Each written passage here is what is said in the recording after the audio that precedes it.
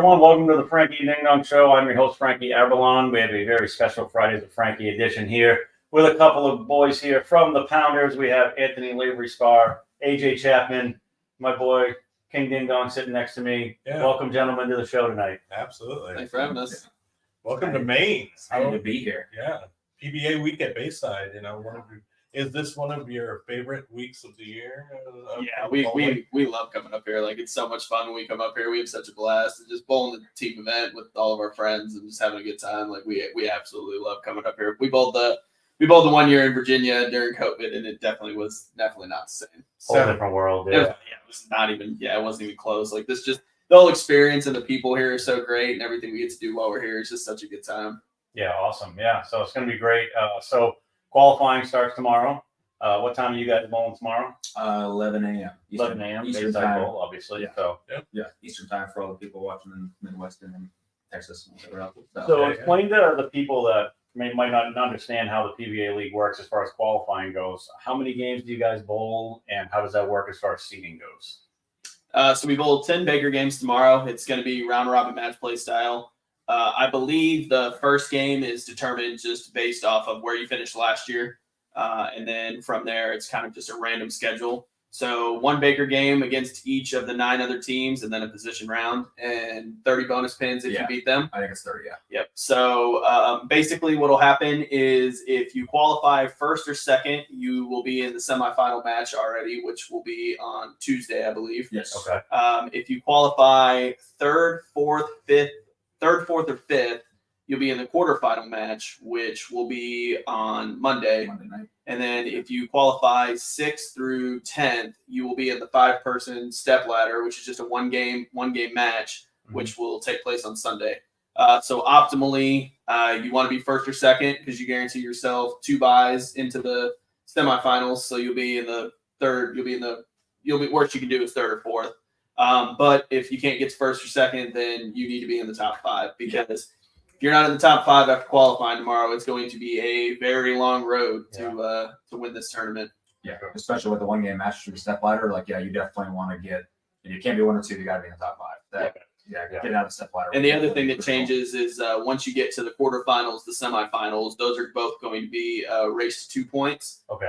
So you'll either have to win both Baker games, or there will be a sudden death roll off, and then the finals, of course, will be the best of 5 as usual. So you have a little bit more to play with once you get to the quarterfinals and semifinals versus just the one Baker game heads up on TV. So you definitely, worst case tomorrow, you definitely want to be in the top 5. Yeah, for sure. Yeah. Qualifying means more this year than that probably ever meant. Yeah, absolutely. So I'm excited. We'll be there all day watching you guys compete. I went down tonight, watched the practice session. Looked like a good session. Anything that you guys kind of threw out there that you liked? Did you kind of get obviously familiar with the approaches, the lanes again, the pattern you can be bowling on? Now, did you bowl on the pattern tonight that you'll be bowling on for the tournament? Yeah. Tonight was the same pattern we'll be bowling on for the tournament. To me, feels very similar to last year. Last year we bowled the Mark Roth pattern every year. The first year we bowled here, they were pretty easy and pretty high scoring. We bowled here last year. The scores didn't, at least for our qualifying group, didn't seem to be that high. Yep. 215, 216 average seemed to be a pretty good score. Feels very similar to that this year. It doesn't feel like the scores are going to be outrageous, but they'll be decently high. So we all have a pretty good game plan, a couple of different balls that we can go through, and feel like we're pretty ready to go. Yeah. You got using Sims, using Sims, or mostly Sims because it seemed like the service on the high side is obviously older than the new service. So that's how the building hooks way sooner. So it seemed like the big ASIMs are probably too early because of the friction in the front on that side. Right. But it seemed like strong symmetrical pro balls did the right thing because the service got through it, but the core still picked up in the mid lane. Right. And then and just the weaker balls after that, Anthony got into a vibe towards the end. The radioactive one looks really, really good. And I was throwing a web pro, go figure. But it seemed like the nice middle of the road balls are definitely going to be in play. Maybe ASIMs early. We'll see how tight they are. Yeah. But I went ahead and drilled I didn't feel like I had a ball from when we started, so I went ahead and drilled a 1 original 1 remix, and I drilled that for the fresh because I didn't feel like I had a ball in that spot that was going to match up very well. And then from there, I threw a Cuda Pearl and a new Rhino, and then the vibe. So definitely those middle balls definitely seem to be the way to go. Yeah. Yeah, I saw a lot of track scout pearls out there. It seemed like a pretty good choice for a lot of guys. Yeah, it looks like a lot of guys are on that one. So. Yeah, for sure. So we have some questions coming in, and that's we're here for you guys. So Yeah, absolutely. we have Zachary Lewis Bogholt saying, when bowling in the PBA League, is your adrenaline running high, or how do you control yourself in that environment? So whoever wants to go first. I think the biggest thing is you got to feed off it. Like you got to accept that it's just bowling, and then use it to build it off the approach too. Yeah. So use the environment, get excited, get pumped, and then give it an approach, do your thing. We've all done it. We've done it for 20 years. It's like get up there, do your thing, and then celebrate. Like use it. Yeah, embrace it. It's cool. Yeah, I know the first year that I bowled was, the first show that we bowled. I didn't bowl very well. I was nervous, and I don't get nervous when I bowl. Like I've been playing sports since I was 5 years old, and I've played on every different levels of baseball and basketball, and bowled professionally for almost 10 years now. And but the first year I don't get nervous very often, but the very first year I bowled, like I was nervous. You get selected for it, like you feel like your team has confidence in you, and they picked you to bowl on their team because they think you're good. You don't want to let you let yourself down, and that's one thing, but you let 4 other guys down, it's a completely different thing. And then start thinking about a bunch of different things. But really, the best thing you can do is just feed off the energy there and use it to your advantage, and get hyped and get pumped, and just be a team, and support each other, and just use the crowd's energy and just to get yourself going. And like I said, I haven't had any issues since then. Like I was fine last year and fine the year before, but that first show, the first year that I was on, I was nervous as could be. I was like, oh my God, what am I doing? And then after that, though, settle in, and you're good to go. Yeah. Do you find that if the crowd starts getting behind you, do you feel like that can be an advantage or a disadvantage? Does it get you too hyped up sometimes, you think? Like with the loud crowd at Bayside, obviously it can be pretty raucous at times. I personally, I like it when it's one way or the other. Right. So I'm fine with it either way. Like, we bowled. So when I was on LAX in 2019, we bowled Portland in the finals. We bowled Portland in 2020, again in Virginia. Yep. And then we bowled Portland again last year. So I'm not having a good track record. So he's like, I hate Portland. So we bowled Portland in the finals of our division last year. Portland knocked us out the year before, and then Portland beat us in the finals the year before. And I'll tell you, it's almost more fun having people cheer against you, and not that they're cheering against you maliciously, but they want the hometown team to win, of course. Absolutely. My man here wearing the t-shirt today, So we'll support his team. That's all right. Yeah, that's okay. So it's almost more fun to be on the other side of it, because when you get up there and you strike and you can get into it and give a little bit back to the crowd because you're ahead or you're striking, I actually feed off that a little bit more than maybe the positive everybody's cheering for you, because that's kind of what you're used to. Yeah. And so having the crowd against you and being like, I'm gonna step up here and do something to hush them down a little bit is almost more better for me to feed off of. For sure. Yeah. That's why I almost like the power rankings, being ninth. Yeah. Oh yeah, we're gonna get into that. Well, actually, that's the feed off, and we gotta, we're gonna show them just how much team chemistry is more important than anything else. So, Yeah, to me, I'm glad you touched on that. Team chemistry is a big deal. You guys bowl a lot together, obviously down in the Texas area, along with Sean. So obviously you're all on the same team together this year, which is amazing. Tell me about, obviously you guys know each other's game so well. I'm sure that'll play into it. Like, hey, you might notice something that he's doing, he might notice something you're doing. Like, hey, I'll try this or that. I think that's such an underrated part of it, and I'm glad that you guys are gonna kind of embrace that and be together this year, which is really cool and adds a new element to this environment. So I'm excited to see that. Like you guys being ninth in the standings, and I know even Portland was down in the rankings, and they're the 3-time defending champion, right? So, I think they're right.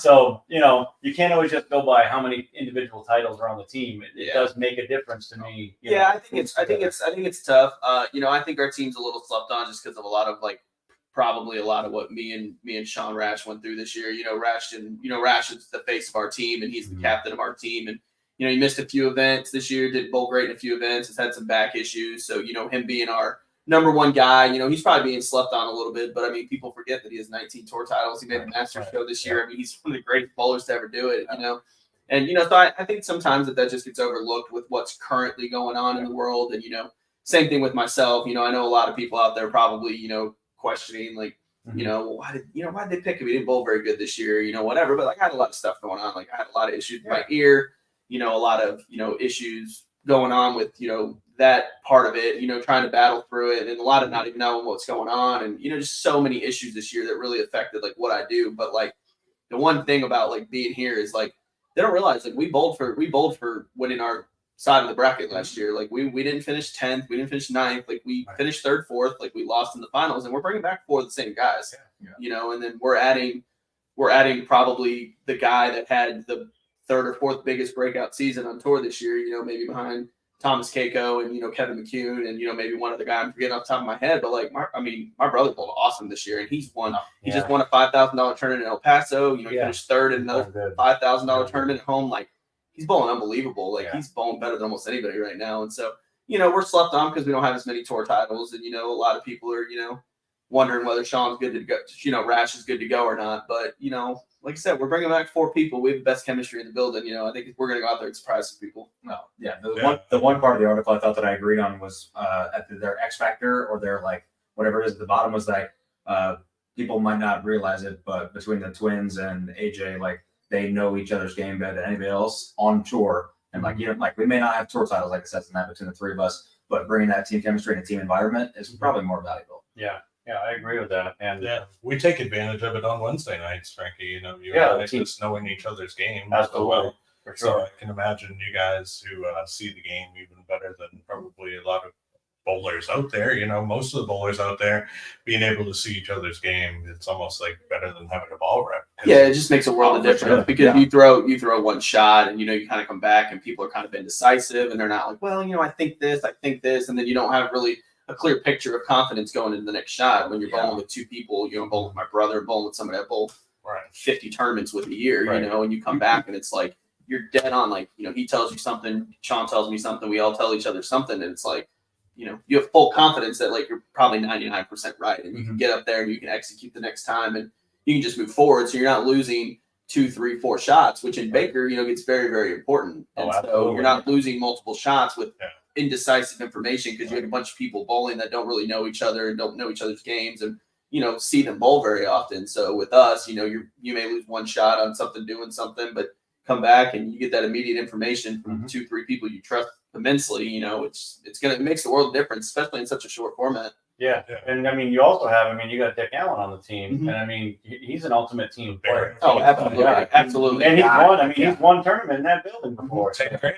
Yeah. So, so again, that's just another added element to it. You know, you got a lot of experience, you got some great team players, good team chemistry. I think, you know, in my personal rankings, you know, you and Portland would have been probably top 2 or 2 of my top 3 at least. So, I think honestly, like just being completely transparent, I think honestly, like Motown and I think LAX are pretty stacked this year. You know, LAX got pretty lucky with a pretty high pick this year because that's not a team that should ever have the 3rd pick in the draft, honestly. Yeah. So you were able to pick Kevin, to an already really good team. So I think those teams, honestly, like being completely transparent, like I think those teams maybe stand out a little bit more.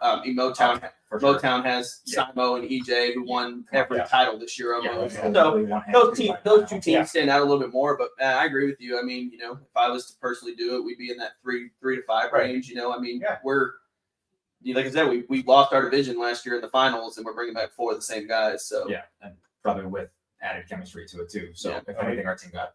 We got a bunch of comments coming out. I love it. The Zachary guy says another Dougie vision, but much louder. True. We bowled a couple of matches. Actually, we bowled doubles matches together on Dougie Vision. So that's actually pretty funny. Tim Watson says, I would imagine it's much like a team college atmosphere. I haven't bowled college for 1 year, so I can't really speak a whole lot. That would be something he would need to talk about. In a way, for sure. You know, it's like individual tournaments are different because there's people yelling behind you, is not as much like beside you. And like there's only 1 match on TV in college, like it's the national championship. So then it's a big deal. That's comparable, but like the average tournament, it's probably a little different. Right. And there's you know, the crowds are loud, but they're definitely different. You know, it's parents, not partiers. Like it's right. And you know, the good thing about Bayside is that as you get a little more of that lube going in the crowd as the day goes on, it gets a little louder. So you know, it's fun.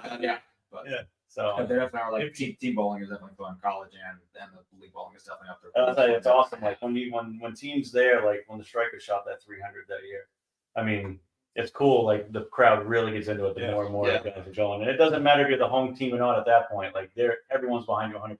And that's what's been so fun about the last, well, I mean, not the year in Virginia because we were obviously in the COVID protocol and not bowling with any fans, but like bowling Portland the last, like in 2019 and then last year as well. Like it's kind of like those matches have definitely been a lot more fun than bowling anybody else because the crowd is just. They're so into it. They're so loud. Like there's so much going on in the building. Like those matches with them are just honestly electric.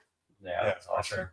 Yeah. I love how you guys feed off of it too. And, I think the crowd likes it when you give them something to really cheer about, and I'll tell you right now, home team or not, we like seeing strikes. We like seeing you guys succeed and do great things. And those of you guys out there maybe putting some money out there, little insight on the Pounders. I think they're going to do very well this year. That team chemistry makes a huge advantage. Being able to see each other's game and bowl, like you said, bowling 50-plus tournaments a year together, that is invaluable information, and a team to be able to share that information with a name like even Sean Rash, who's been in the game forever, definitely a Hall of Fame players, for sure. I think you guys are going to have a great year. I think with the odds out there, it makes me want to drive to New Hampshire for that. That's all. Yeah. Well, we can't do it here in Maine, unfortunately. Games for us. Right.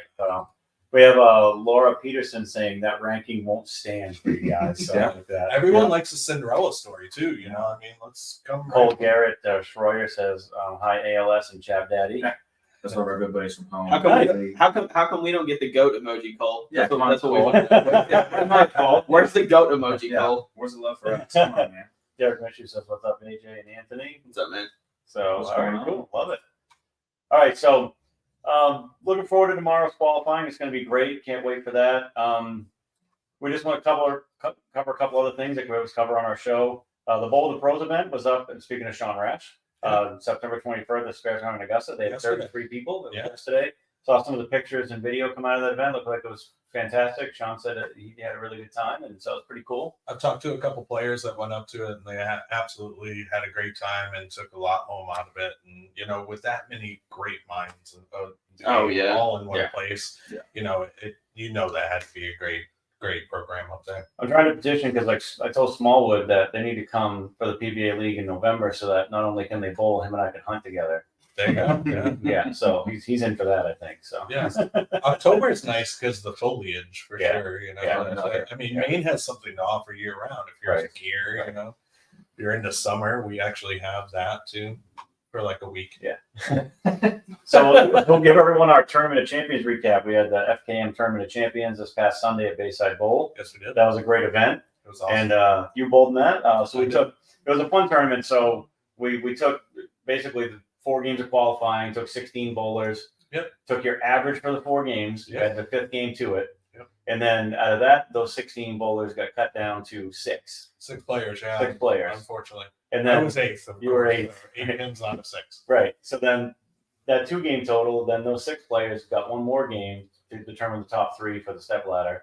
And so that was a lot of fun. That came down to like a nail biter in the 10th. It was fun. Good time. Step ladder was fun, and having the additional like camera angles and stuff. Yeah, so was very cool. So we got a lot of good feedback. So we normally do just a regular camera behind the lanes, but we actually had 3 cameras going for this one. So we had a view. We actually had a magnetic camera pointed back towards the approach. You could see the approach coming this way for the bowlers, and then we had a camera down lane that would show you the ball through the pin deck, so we could actually go at someone through the shot. You could just go right to the down lane camera. Almost like the old school PBA one. Yeah. That would show.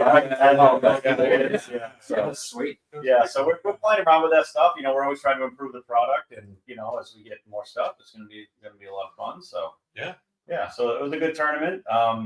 Master Splinter was being dominated. The dog all day. Yeah, I mean it would have been a travesty if he didn't win it because he just murdered the field all day. Fucking shot 299. Innovative solid. I think he whacked that thing with like 1,000 pad before we started. We bowled on I want to say the 2019 PBA TLC pattern is what we bowled on for this one. So it was a lot of fun. So Jimmy, congratulations on the win. I got a lot of Snapchats from him that day, how good he was bowling. Yeah. I mean, we watched him bowl a lot. Yeah. I think he ended like a 5-year drought in the tournament series as far as winning. I mean, he had been so close so many times, and won plenty over the years, but he felt really good about it. Good for him. He looked better He's than been I ever running seen. good too. Yeah. Yeah. I mean, he was just solid at the line. The timing was perfect. Everything was just right. Yeah, it worked out great. Yeah. So congratulations to him. We also inducted our inaugural Hall of Fame class that day. So the class is going across your screen there. That was a great thing. That was awesome. You did a great job on the camera work for that. I was trying to get them good views for the people at home, or even for the people who got inaugurated into the first class. Yourself included. Can look back on it. Go back and watch it. And it was really cool. The banners and everything, the little crystals. It was just totally. Like I said, when I started taking over scratch bowling in Maine, 2009. I took it over. There was a guy who ran one tournament series here. He put nothing but house shots out. He was down to getting 8 entries a month. It was just ridiculous. So I said, "Do you mind if I take it over?" And he goes, "Yeah." He goes, "You put out sports shots, no one's ever going to show up." He goes, "No one shows up for that stuff." So I just screw it. We're going to start putting it. I think the first year we averaged 23 or 24 entries a month. I'm like, that's not bad. And then it grew and grew and grew. I mean, we've had tournaments with over 100. I mean, we've gone out of state. We bowled in New Hampshire, but we do pretty much most of our stuff at Bayside now, just because we have a great working relationship with Charlie and everything. And we just fill every event. I mean, now we went from doing 8 or 9 events a year. This year we got 17 on the slate, and that's incredible. And now we're offering a thing for people if they want to pay for the whole season. You can, and we've already had people lining up to pay for the whole year. And we tell people up front, you pay for the year. If you miss an event, that money's going to go in the prize fund. It's non-refundable. They're we don't care. We want to bowl. We don't want to make sure they get in. Yeah, right. The easiest way to make sure you get in. Because we'll open entries and we'll fill the tournament within an hour. So Charlie, we have to try and get in the Masters now. But this is what I kind of talked about this on the live stream from the El Paso tournament that we bowled last week. Mm-hmm. That's when you run good tournaments. That's when you're running tournaments for the bowlers. Right. Is when you have that many people that are willing to pay for 17 events, and when you sell out every event, and when you have a waiting list and you have people paying up front, and that's how you're running a tournament, and that's how that what you're doing is you're doing it for the bowlers and not to get rich off of running these tournaments, which is unfortunately what we see so much of nowadays is people doing it so that they can make a living for the weekend or whatever, and that just shows how good of a job that y'all are doing with what y'all are doing. The fact that you're selling out 17 tournaments and people are paying for them up front day one, that's just a testament to you too, and what you're truly doing for the bowlers. Yeah, and that's what we try to do. We had try to pat you on the back a little bit for that. That's incredible. That's nice. absolutely incredible. Yeah, no, appreciate that. And obviously you guys are used to bowling huge tournaments, obviously a lot bigger than what we run, but even what we're running, we got $1,000 first place for most of the events. The Tournament of Champions was all. A lot of times we're entry driven. We do get sponsorship money. We got sponsors coming on this year. Orono Brewing stepping up big this year, sponsoring all the tournaments, all 17 events. Yeah, we're working on a couple other sponsors right now. Yeah, but for the TOC, I mean, Bayside Bowl stepped up and sponsored that event. I mean, we had what do we have? 25 entries. 28 was it? Yeah, but we still paid $1,000 for first. I mean, it was crazy. It's awesome. So that's great. Because it's the first TOC, so you're not going to get as many bowlers for the first one. And we're adding on Champions event. That's actually going to be an 18th tournament, which wasn't even on the original slate. But it's getting bigger and bigger. But like I said, that's what happens when you do the right things. You have people that are willing to sponsor it, willing to add money, and willing to promote it with you because they know how good of a job that you're doing and the people that you bring in. And like I said, it's just testament to what y'all do. So, again, it's all sports shots all the time. We design a lot of our own oil patterns up here. As it should be. Yeah, sport all the time. Every tournament that isn't a sweeper should not be on house shot. Yes, I'm with you. Here. There can be different levels. There's stuff that's way harder to chop.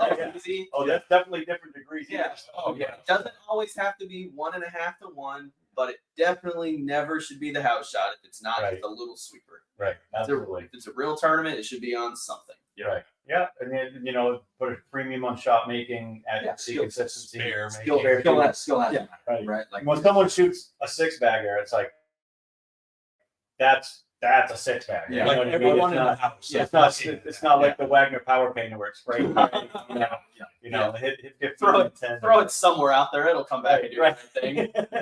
Hard work needs to matter for sure. Putting in the time and getting better, should be rewarded. Absolutely. So. So we just wanted to cover a couple of those events, but we're here. This is PBA week. This is what we're here for, right? So, let's get your thoughts, you guys. Besides your team, who would be? Obviously, you guys want to win. You'd pick yourself. Sure. Do you have a pick that you would pick if you guys didn't win? I told you my two teams. Right, Motown and LAX are honestly the two Okay. teams. And it's on paper, and I mean it's a short format. You get on TV, it's only a couple of games, and I mean, things can go every which way. You never know what's going to happen. But just from on paper, from a talent standpoint, if I was to pick two teams that wasn't our team, it would be LAX and Motown. To me, It's hard to argue that. yeah, I mean, Motown has two of the best players, probably two of the best three players in the world, and it's honestly not even close anymore. They just won 10 or 11 tournaments between the two of them this year, and then you got, Mitch, who won his first title, and then, I mean, that team is just from the top. Sam, who had a really good year. Yeah, Sam had a really good year. That team just top to bottom is so good, and then honestly, LAX is just, the core three of that team is just so good, between Belmo, Stu, and Jacob. And I was fortunate to get to bowl with them for a couple of years, but the core three of them is just so good. And then adding Kevin McCune, who arguably had the biggest breakout season on tour this year, winning the Players' Championship, and just how good he's been bowling. And then, adding Thomas Larson, who's a 3-time titleist and another major champion, that team is just, it's just loaded top to bottom. They did a really good job drafting, They just, to me, those are just the two teams that stick out very, very, very well. Oh, yeah, definitely. I mean, he had the nail on the head. You look at teams, you look at the teams that are stacked and have team chemistry too, and it's hard to argue about anybody else but those two. So yeah, I mean, not just no disrespect to the strikers or the wonders. Oh, absolutely. I mean, these teams are loaded with the best players in the world. Oh yeah, that's what I'm talking about. Even with these power rankings, it doesn't matter who's first or who's 10th. There's no way to predict how any of this is going to play out. I mean, you have no idea. I mean, you could have whoever's projected. I don't even honestly know who they had. Motown, I think, was number 1. Yeah, Motown. You could have Motown at number 1, but they haven't had a lot of success the last couple of years in this event. They qualified a couple of the years way at the bottom, and haven't bowled great. And even with Simo and EJ on that team, and so you just have no idea with 10 Baker games, 1-game matches on TV or 2-game matches. You have no idea how it's going to play out, but. Yeah, I think that do you think that, and I've kind of always felt this way, the shorter the format, the more that not chance comes into play, but I think it definitely the longer the format, I think you really get the true test of who the best player is all the time. You know what I mean? Yeah. The shorter the format, it does kind of bring a little bit of the unknown into it. Absolutely. Yeah. I mean, anytime you run a short format, you always bring a little bit of more variance into play because it's just quicker. Things could go right, things could go wrong. Right. Only 1 or 2 things has to go wrong for a team to be 8th or 9th. And, only 1 or 2 things in the same retrospect have to go right for a team to all of a sudden be 1st or 2nd. And, that to me is a lot of how I feel about bowling on house shot. Yeah. It brings so much more variance into play. It's well, who picks the right ball the fastest to shoot 260? It's not about making spares or whatever. And so, yeah, the shorter format brings a lot more variance into play too. But, I think that's a lot of how this format should be too. Yeah. It's very exciting. It's very fast paced. It's very exciting. Right. It's great for the crowd. Yeah. As much as this is for us, it's for y'all too, and for everybody on TV. And this is why it's one of the most viewed, viewed tournaments of the year. Absolutely. And so I think it's the way that it needs to be because that's how this tournament's supposed to be. It's supposed to be fast paced. It's supposed to be intense. Every shot's supposed to matter, and it's supposed to be. It's supposed to be intense. Yeah. Momentum can swing. Oh my gosh, especially in Baker. Yeah. You get one, and that's what's so key in Baker is you get one guy that gets lost, and you don't know where to put him all of a sudden. Right. And you have momentum, and then you lose momentum, and then you have momentum, and you lose momentum. Truly, Baker can come down to one guy getting lost, and all of a sudden everything just starts to derail because you pick up a little momentum by throwing a double, and then all of a sudden the guy big 4s, and then you pick up a little bit momentum by having another 2 or 3 bagger, and then get 6 or 7 again. And it's just the highs and the lows. You have to be able to manage it. You have to be able to communicate and make sure that nobody gets off track for more than a shot because with 10 Baker games you're only throwing 20 shots. Right. You get off for 3, 4, 5 shots in a row, all of a sudden that's a quarter of your shots, and that can make a huge difference. So he's definitely right, and I've seen it all the time coaching high school bowling. Oh we yeah, bowl a lot of Baker. Yep. And, for sure, you get one player that's lost, and or for that matter, you get a player that's locked in, and no one else can find anything, and it could shift the momentum the other way as well. So, the fact that it's 1-game matches really that does bring your chance into play, I think. But again, team chemistry and just being able to see each other's game. Oh, absolutely! It's so crucial. I said, I mean, you can't really have somebody get off track for 3, 4, 5 shots in a row. And when you're coming back and you have a group that doesn't really know each other's games very well, they don't like bowl together a lot and, communicate a lot. Like, it's very easy to get indecisive or have, too many opinions. And, when you're getting up there, you get up there to make your shot. Like the biggest thing you've got to have is 100% confidence in what you're doing. Definitely. And so even if it's wrong and you're 100% confident in it, the result can still turn out okay. Right. Even if it's not exactly right. Mm-hmm. But when you get up there and you're indecisive and you're not sure, you're being tentative, you're getting all this different information, like it can make it it can make it tricky. And with being such a short format, like I said, I think we definitely have a huge advantage in that aspect for sure. Yeah, definitely. Absolutely. So we had a comment come in from a Lynn Collins, says, "Hi, AJ and Anthony. We only Are have y'all here yet? 1 hour and 15 minutes until we finally make it to Portland." Those Those are two of our biggest sponsors. They own Elite Flooring down in Port Charlotte, Florida. Yeah, I was gonna say, we can talk about it. So they own Elite Flooring. They're one of our biggest supporters and biggest sponsors. Right on. They've done this for a few years now, and I can't even speak how highly of awesome people they are. They're actually they made the last minute decision they kind of went back and forth wavering on whether they were going to come up here or not, and then middle of last week or the week before, they decided they were gonna make the trip up here. So they started driving, I don't know, sometime yesterday afternoon, and they're gonna be here tonight, and they're excited to be here for the week. Yeah, Dan and Lynn are great people. They take care of us. They invite us down there to Florida all the time. They take care of us, let us stay there, take us to do all kinds of stuff. Yeah. And they're just, like I said, I can't speak on how good of people they are. Yeah, they came to watch us bowl the doubles. Yeah, they drove up to Delaware to watch us bowl the doubles. Oh, cool. Dan came to Houston to watch us bowl the Lucy this year. Yeah. They travel all over to watch us bowl. So Elite Flooring, where do they do business out of? He's in Port Charlotte. He can do pretty much anything. He can do flooring, bathrooms, showers, tile. He can do anything. Anything that you really need done. And so he's in Port Charlotte. He's pretty busy most of the time. He's always sending me Snapchats in the morning of his son doing all the work while he's just supervising. Nice job, Corey. Good job, Corey. But yeah, they're in Port Charlotte. It's about halfway between Fort Myers and Tampa on the west side. The west side of Florida. The Gulf side, yeah. So he's down there. They've been down there. They were in Iowa. That's how we met them through AJ and his family.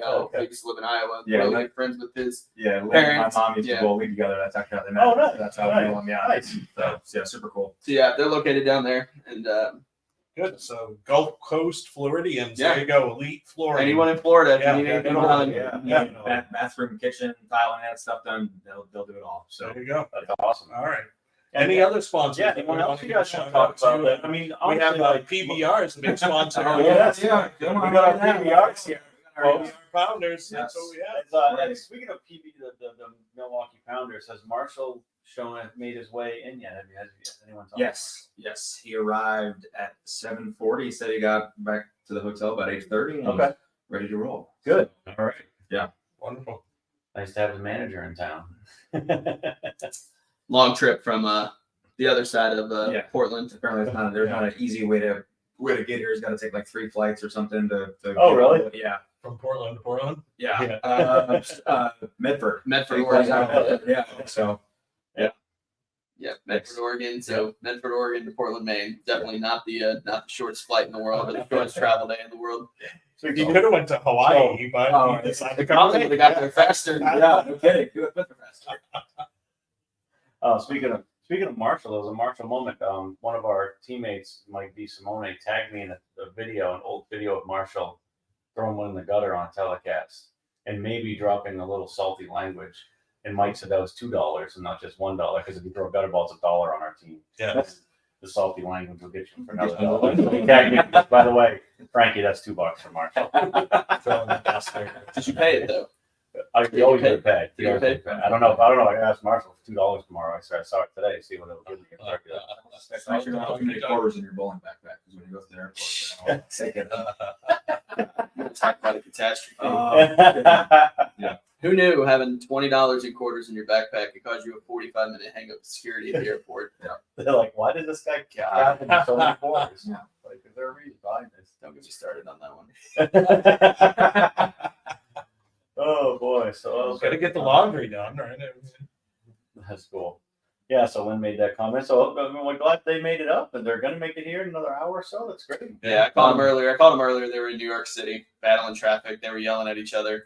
Lynn was grabbing the door handle and screaming for Dan to stop. So I'm sure they were having a great time on that drive. Right. I think the last hour's been They like the drive. Yeah, it's gonna be So I'm sure they're ready to be out of the car together. So I'm glad, So, they made it though. AJ, like we were talking about, obviously, we're in your corner. Yeah, Clearly. for sure. Yeah, I hope so. But you get a lot of support here this week. Yeah. It's gonna be great. This one's cool. Obviously, having you guys here now is a huge deal. And then both my parents are coming. Anthony and Sean's parents are here.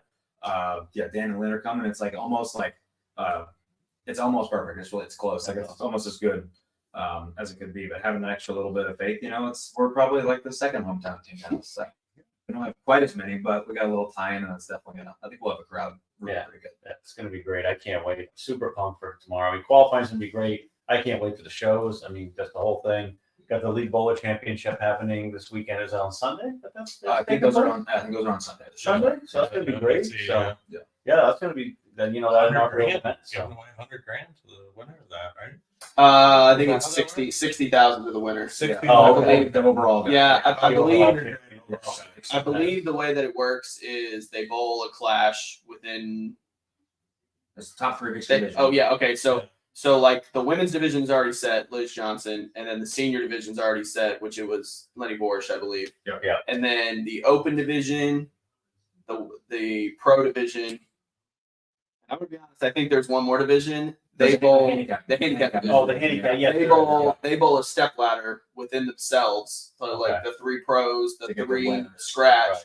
and the Okay. three handicap will bowl a step ladder final, and then Yeah. the winner from those three will meet the other two, and it's a 5-person clash. Oh, And the winner of the 5-person clash will take home, I believe, the I take 60,000. oh, nice. Oh, Okay. that's cool. And then I'm not sure how the 5-person clash works though, honestly. Right. Yeah, That's that part I'm not sure how that works. Yeah. kind of thing.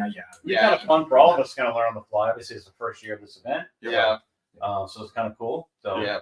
something different. So I like that. I had a chance to make the pro one. Oh, really? Yeah, I was about 30 out going to the last game. Went down to the other end. I bowled 300 in the middle of our qualifying block, and then I went down to the low end with the last game, and I was 28 out of third, and I figured I needed a home run, so I switched. I just bowled 220 with a few 10 pins, and I was like, well, 220 is not going to be enough, so I changed balls, took a swing at it, and bowled 2-0 or something great. But yeah, was almost able to make that. That would have been awesome. Yeah, A double dip yeah, weekend, Yeah. 3 out of 35 for the pro cut was a little steep and a little tough to make. Yeah. 35 of the top 50 guys in the world, and you have to make the top 3. That was a tough one. That's tough. Yeah, for sure. Yeah, in a 6-game sprint. Yeah, I feel like you have a ton of time. No, 24 games qualifying, and then, Right. and then some more games. Right. No, it's Right. 6 games. 6 games and Beat the best 35 guys in the world. Yeah, and I was in last after one game. So that Oh, helped. really? Oh yeah. We were actually last. Huh? It I was bowled all 178 the first game or whatever it was. And then I bowled 178, and then I bowled 830 the next 3. Oh, well, shake it off. Yeah. All right. Well, it's been a great show, guys. I mean, we're getting kind of the end of it. We're using around this time period. We answered everyone's questions that was in the chat. We had a bunch of people in there earlier, which is great. We appreciate it. If anyone, while we're here for the next couple of minutes, want to give your prediction on what's going to happen with the PBA League this year, who you think's going to, go home with the Elias Cup, please let us know. And we're going to be there all weekend, all next week. Definitely looking forward to catching all the bowling action. The best in the world here in Portland, Maine. Yeah, absolutely. Really exciting to have these teams here. All the bowlers are just super nice. We have our Pro-Am tomorrow night, which is a lot of fun.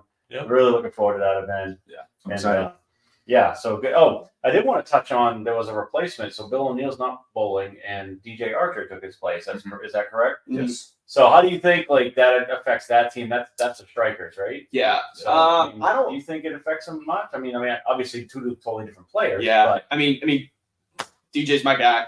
We've Right. been friends for years, Yeah. and so obviously this is nothing in him. But Bill O'Neill's hard to replace. I mean, Yeah. Bill O'Neill's one of the top 7 guys in the world and has been for many years. And so right. it's very, very hard to replace somebody like that. But I've actually, everybody asks me always who's the snub, who's the guy that should have been picked. Like DJ should have been picked, Right. like in my opinion. Like No, DJ, for sure. I agree. when everybody asks me that question, like DJ is the one guy that I'm always like, I don't understand how DJ didn't get picked. Like DJ's been so good for so long. Like he's always around, at least in the top 30 in points. Like DJ's a really good team player. Like he's really good in this environment. Like he's always the one person that I know. He's the one person I just genuinely didn't understand how he didn't get picked. Sure. So it's very unfortunate that, Bill doesn't get the ball. And, obviously it's very, very hard to replace a guy of that caliber. But I'm very happy for DJ, as he is one of my friends, that he got the opportunity that he probably deserved in the first place to be here. So, awesome. With him bowling with one of his best friends, and then he's bowling with his, they're probably, to me, honestly, the team that might have the second best chemistry because, him bowling with Tommy, who's his best friend, and he lived with him. He's bowling with Maldy. Yeah. Maldy's on that team, who's his doubles partner. And then I forgot. Maldy's on that team, and then Barnes and Tommy on that team, both doubles together. Yeah, that's a lot of team chemistry too. Barnes and Tommy both doubles together for 47 years or whatever it is. Everything on Team USA, and so that team has a ton of chemistry between them as well. So I think he was a very, very good addition to that team. Unfortunately having to take Bill's spot, but like I said, I mean, he deserved to be here to begin with. Absolutely. No, that's great. It's definitely the best replacement possible for that situation. There's no way to fix that team better if they need to pick somebody else up. Even ahead of 10 of the guys that got picked. Yeah, before DJ, honestly, he would be the best one for that in that spot. Yeah. The draft was wild. Like you never knew who's going to get picked, who's going to get snubbed. Obviously, like. There was a couple of snubs from last year that got picked up. That Cooley got in this year. Your brother was another one. We're glad that he's here, bowling this year. So it's always very interesting. It's always very interesting to see who values who and who thinks who has potential in this format. And there's just so many different variables that go into it. And so I think I always think it's very interesting. The way that drafts go and some of the people that do get picked and some of the people that don't get picked. But like I said, at the end of the day, like. DJ was the one guy that really stuck out to me that deserved to be here and has earned his way to be here. And unfortunately didn't get to, but I'm very, very glad he got the opportunity to. Yeah, that's great. Absolutely. No, like when I remember watching the draft and I thought of a player who might be like built for Portland, built for the crowd to play into it. I mean, DJ's a great crowd guy. I mean, he's awesome. Oh, yeah, dancing at the back. He fits right in here no matter what. Oh, absolutely. One of the guys who didn't get picked, I thought actually would be someone the crowd would really latch onto here would be like a Justin Knowles. The kind of, he's expressive, Oh, yeah, he got a little chirpy on the U.S. Open show, and he said he was going to be apparently in an interview at a time, which I think it's cool. I like So, I mean, I thought like someone like that might be like kind of that young electric type player that might the crowd can kind of get behind. But. And going back to what we talked about a little bit about like being a short format and 1, 2, 3, 4 shots from one guy can make a difference. Like I think it gets a little tricky when guys haven't bowled here. Right. And I think guys get hesitant to pick guys that haven't bowled here. And I also think that unfortunately it probably does hurt him a little bit being left-handed right now. Yeah. The left in the league and the format used to be you had to have a left-hander. There's so many games. Like last year we bowled 6 individual games. So you're talking about 5 on a pair with 2 teams. So you're talking about 60 games on each pair. Yeah. You had to have a left-hander. Right. Like they got so chopped up, so gross.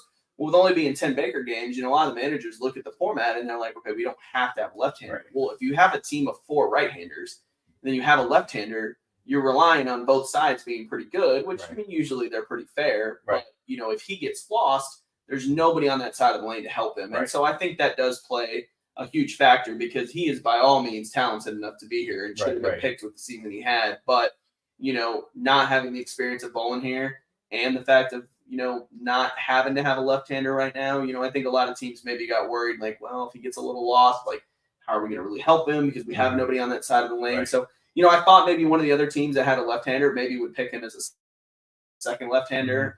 But, I know a lot of the managers do look for experience here because your first experience here is a lot different. It's a new challenge and it's a whole different animal than what you're used to facing. You have the fans cheering and screaming and yelling versus just sitting there with their hands, in their lap being quiet while you're bowling. And so it's very, very different. Yeah. So I know the managers definitely look at past performances here and, experience here. And a lot of that goes into why guys get picked, even when maybe they don't have the best year too. Sure. Yeah.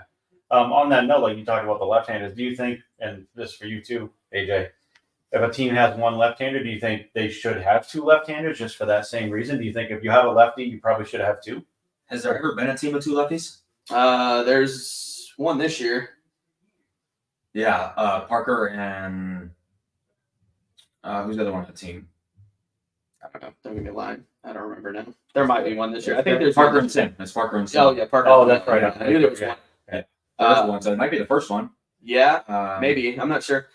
Because like you were talking about not having anyone to help line them I up. think it completely depends on who's available and how they fit your team. Right. I don't think it's a necessity. Right. Because, I mean, like, for instance, like Jacob. Jacob just does his own thing. Like, he bowls a very unique way. Mhm. I don't think adding a left-hander to that team helps that team or helps Jacob. Right. But I think, like, Parker and Simonelli bowling together, they both kind of play the lanes the same. Yeah. They both like to play straight. Simonelli throws a little bit harder. But I think those two vastly can help each other being on the same side of the lane. Yeah. So I think it just depends on who it is, how they fit, and like the variables into that. Because it's the same thing with like Jesper. Like you put Parker on the team with Jesper. Jesper's throwing a pitch black from 17, 18, 19, and Parker's throwing a reactive ball from 7. Right. Yeah. It doesn't really correlate that. super well. One the rev rate's is 600, the other one's is 330 or 340. Right. It just doesn't correlate very well to helping each other out. So I think if it like the right fit with like Simonelli and Parker, but I think if you had like a Packy and Jesper on the same team, that'd be great. Yeah. But I don't think like a straighter left-hander and then like a Jesper would be a great we do this, they can help each other, But I think the right situation, I think it can be very beneficial. Yeah, I mean, I think the same thing too. It's like I think like guys who feel like Kevin Williams and Packy together, they do very similar things. They would only help each other. Right. But I think it has to be like Jacob's a little more unique, but he's probably a little further right than those guys. But they're probably the closest to each other as far as lefties that are successful in bowling balls right now. So those could, but it's definitely like what Anthony said too. If it's not at the right time or you can't get the right two guys, then I think it might be more hurtful and harmful than good. So. Yeah, because it all depends on what's available in the draft. Like absolutely. You never know what's going to happen. Right. If you're looking at a couple guys and like 2 picks go by, and all of a sudden those are 2 guys you wanted. Like you, yeah.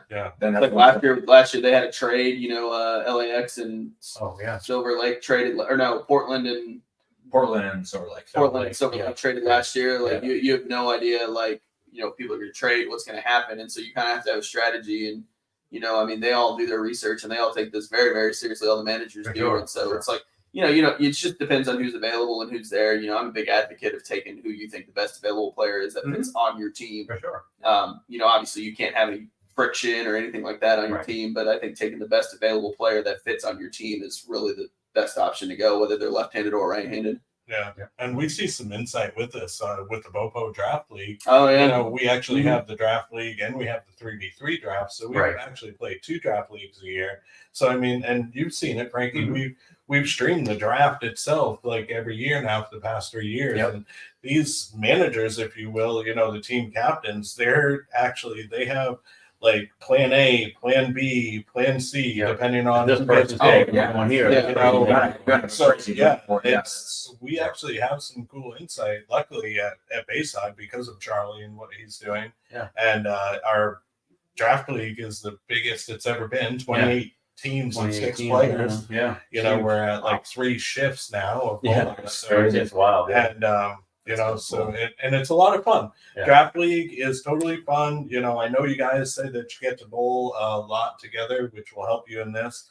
But draft league, not quite as serious as this, obviously. And we get to bowl with a lot of bowlers that we never get to bowl with. So you get to, meet new people, make new friends. It's really cool. But I'll tell you right now, the captains, they have plans, man. They know. I know they want to win. I mean, I know at the end of the day, there's a lot of bragging, and a lot of bragging rights. Yeah, for weeks before the draft, you know what I mean? And he's like mentally preparing and talking to Timmy and like this, and this. We can go here, and here, and it's pretty interesting to get in the brain and kind of figure it out. So we're at the end of the show. We obviously, you guys. Good luck this weekend in qualifying. So we got to give our official picks. Ding dong, why don't you go first and say who you picked to win it and who you think that they will defeat in the finals? Yeah, so it's going to be a tough year. Like you guys, like we talked about, team chemistry plays into it a lot. Sure. Our hometown team has a ton of chemistry with a lot of players coming back. But I do foresee that the hometown team probably going pretty deep in it, but I'm thinking that this is the year that we see a new team emerge up in there. I'm thinking, and I'm going to go out on a limb here. I'm going to go with the Pounders. beating out. I know EJ and Simo. I know they've had a huge year, but I think you got to build a team with a full, deep 5-player team. So I'm going to go with you guys with the win this year. Unfortunately taking out EJ and Simo. Now this is a question you can answer if you want to or not. Now obviously you guys throw it amazing. I love watching you guys bowl, both of you guys, and like a bowler like EJ, I love watching him throw it too. Now, do you guys at your level, do you guys like appreciate other bowlers like that absolutely. too? Like EJ throws it pretty fucking great. You guys throw it great. There's a lot of bowlers out there that throw it great. Like even at your level, are you guys able to appreciate that like we are? You think? No, for sure. Like I think it's the same guy because I think we talked about it before too. But like if you're a bowler and you think Chris Braithwaite throws it bad, right? Then like it's your opinion, but it's wrong. Yeah, right. It's just wrong. Yeah, we've actually, what's funny is we've actually had this conversation in the car a few times, and for both of us, it's pretty much the same answer. Like watching Chris Braithwaite throw it, like physically just throw it is just, to me, it's just incredible. Like watching him bowl and the things that he can do. And I'll tell you honestly, like over the last year and a half or so, watching just, I don't know, he throws it really, really good, but I don't think it's watching him throw it like not the same way I watch Prather throw, and I'm like, God, he just throws it so good. Right. But just like the things that watching Kevin McCune bowl to me is just incredible. Yeah.